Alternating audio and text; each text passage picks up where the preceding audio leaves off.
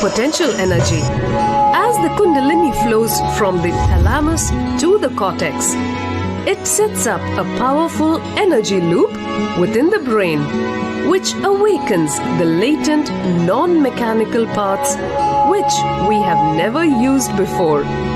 With increasing levels of coherence, the whole brain comes alive, turning into a superconductor of conscious energies that heal, empower, transform our lives, bliss and fulfillment. Initiation creates high awareness, visualization, creativity. It also slows the aging process and improves the immune system. Kundalini awakening, healing experience, levitation, teleportation, materialization. Experience the power of initiation through a range of exclusive programs conducted at the ashram. Nithyananda Nithyananda.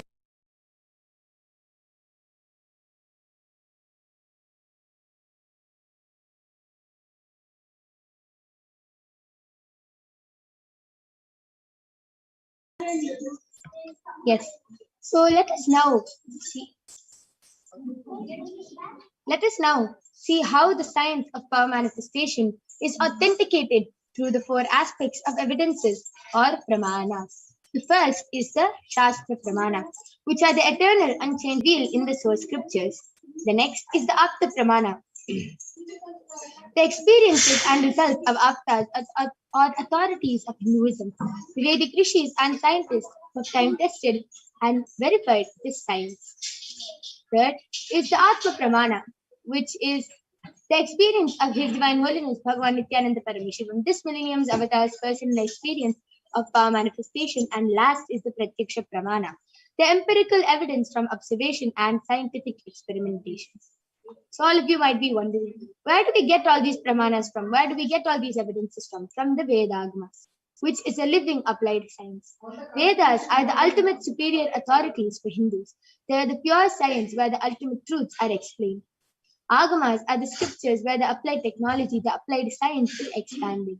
Vedas and Agamas, Vedagamas, are given the status of Shruti as they are directly revealed by Paramashiva.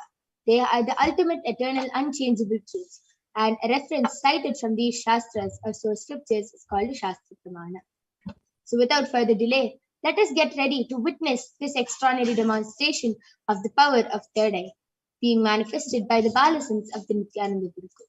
So let us now enter into the Shastra Pramana, which comes from the Vijnana Bhairava Tantra, Sutra 34. Kapalantar manonyasa tishtannilitalochanaha kramena manasodadyat lakshaye lakshyamuttamam. Translation goes, by fixing the mind on the inner space within the crown center and sitting stably without any movement, having the eyes closed in succession, by that stability of the mind and inner space, through the power of the third eye, one directly sees the ultimate goal Lakshyam by having the vision beyond the sight that reveals any object or place, attaining the space of oneness with the source Paramashiva. And now let us also Apta Pramana. The Apta Pramana here is where Krishna, Bhagavan Sri Krishna, initiates Arjuna, his friend and disciple, into the third eye, the power of third eye. And now I request my Yoga Prana, she can chant the Sanskrit verse. I can also do the English translation. Yes. So Bhagavan Krishna says to Arjuna in the 11th chapter, 8th verse of the Srimad Bhagavad Gita, Natumam shakyase drashtum anenaiva swachakshusha divyam chakshuhu pashyame yogamaiswaram. So here it means Bhagavan Krishna, what he said, his beloved friend and disciple Arjuna, but you cannot see my cosmic form with these physical eyes of yours. Therefore, I grant you the divine third eye vision. Behold my cosmic opulence. In the Hindu Purana, the Bhagavad Gita and the Mahabharatam, Bhagavan Krishna initiates Arjuna into the power of third eye to behold Krishna's Vishwarupa Darshana. the vision of his cosmic form. In the 11th chapter of the Bhagavad Gita, which contains a description of Bhagavan Krishna's cosmic form, it is completely narrated by Arjuna as he is like literally describing and overflowing with the beautiful descriptions of Bhagavan Sri Krishna and his Vishwarupa Darshana form. And this, which is something that cannot be seen, perceived at all by the human eye. Inside and outside broke. The first experience is that I was able to see everything around me, above me, the whole 360 degree, 10 direction, below me. Yes. The Atma Pramana of this power of third eye is when the Supreme Pontiff of Hinduism himself, at the mere age of 12 years, had the experience of oneness with all existence, and sitting in the Pavlakundru hill. Inside and outside broke. Oneness with all existence, and in the words of the Supreme Pontiff of Hinduism himself, the first experience that I was able to see everything around me, above me, the whole 360 degree, 10 directions below me, and everything. I realized not only I was able to see, I was able to feel and experience all of that as me.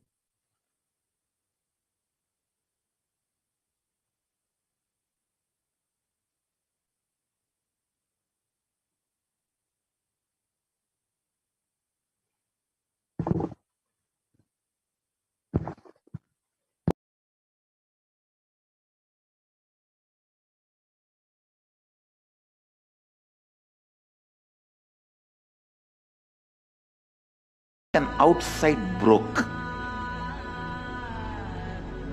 The first experience is that I was able to see everything around me, above me, the whole 360 degree, 10 direction, below me, everything. I realized not only I was able to see, I was able to feel, experience. I felt that the skin of the stone on rock on which I was sitting and the skin of this body both carry me equally. In both I exist equally. The setting sun, rising moon, the whole Arunachala hill, all the plants, bush, shrubs, trees, everything, everything, everything.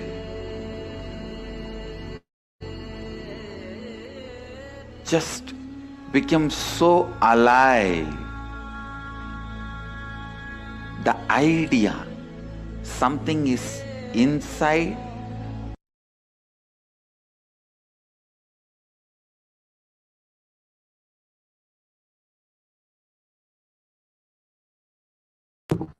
Yes, we also have the Pratyaksha Pramana, which is the empirical evidence of this, with the scientific observation and experience of these powers. In Pontiff of Hinduism himself gave a breakthrough to the global scientific community when they approached the Supreme Pontiff of Hinduism in order to study the brain of an avatar. And as you can see here, they conducted several experiments where they were trying to analyze what exactly is happening inside of the brain, which is literally powered by superconscious energy. They conducted several studies which measured and compared the metabolic cell activity of the brain in conscious and meditative states. And they used the positron emission tomography in order to collect evidence. They saw literally that when doing the daily activities, the Supreme Pontiff of Hinduism was entirely using very less percentage of the brain, and they were able to see that in the deep meditative state, the Supreme Pontiff of Hinduism's third eye, the exact place where the third eye was located, was lit up completely, and over 90% of the brain was shut down. That is phenomenal evidence to show that the third eye really exists. And to go to say as well that for our logical, normal human brain in this day and age, what even Bhagavan Sri Krishna, Paramashiva himself, has been talking in the sacred scriptures is true from 5,000 years ago until now. And finally, we will now be witnessing the Sakshi Pramana. Sakshi Pramana is the experiences and the results, the extraordinary manifestation through the initiated disciples of the Supreme Pontiff of Hinduism. Because this rare sacred science of third eye is being made available to humanity and for their conscious evolution. The Supreme Pontiff of Hinduism literally embodies the most profound yogic states that surpass all bounds of time, space, and matter. And the Supreme Pontiff of Hinduism is gifting this pure, great science of third eye awakening, along with many other spiritual sciences through initiation, and millions of people have been initiated by the Supreme Pontiff of Hinduism and are experiencing the profound results as extraordinary powers.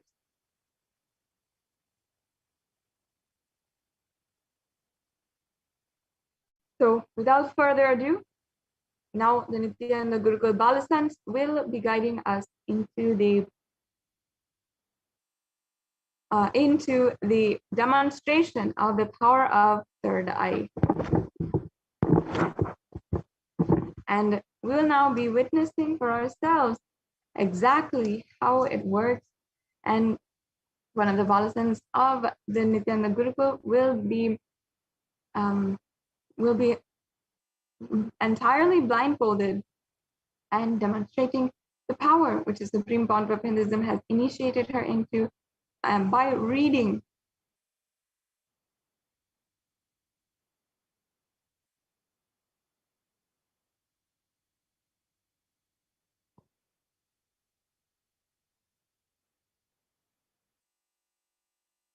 Yes, in just a few minutes, we'll be joined once again by Ma Yoga Prana and a few of the other Nithyananda Gurukul Balasants who will be demonstrating for each and every one of us this power as we are just for a few minutes awaiting for them to join us back and to begin this demonstration. I invite each and every one of you to get connected with us, with Kailasa, and get connected for hearing about all of the different immediately getting the notifications for the darshans, dikshas, the satsangs, for the spiritual discourses, and countless hours of the life of the Supreme Pontiff of Hinduism. And join us as we celebrate life on planet Earth with the Avatar. You can get connected with us on Facebook, on Instagram, Twitter, and on YouTube as well. And I also invite each and every one of you to become a citizen of Kailasa today, an e-citizen of Kailasa. And